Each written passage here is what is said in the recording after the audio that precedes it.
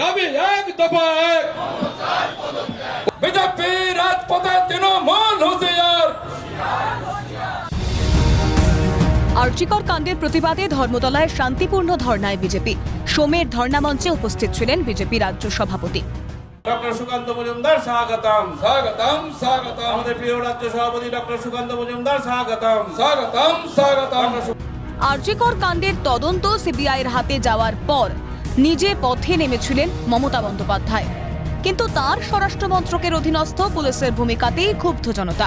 ক্ষমতা থেকে সরে যাওয়া উচিত এই সরকারের, বাংলার মানুষ এই বিষয়ে ক্রিস্টাল ক্লিয়ার, মন্তব্য বিজেপির রাজ্য সভাপতির।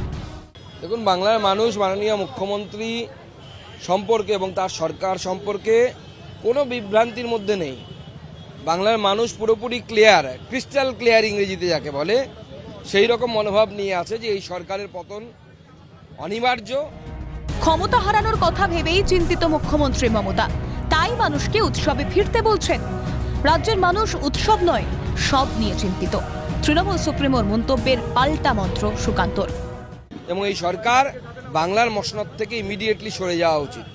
বাংলার মুখ্যমন্ত্রী এটাকে ভয় পাচ্ছেন, সেই জন্য বারবার উৎসবে ফেরার কথা বলছেন রাজ্যের জনগণকে।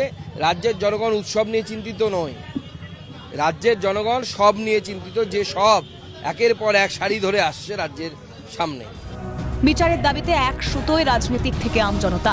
আর কবে শির উঠে দাঁড়াবে, জবাবের আশায় বিশ্ব।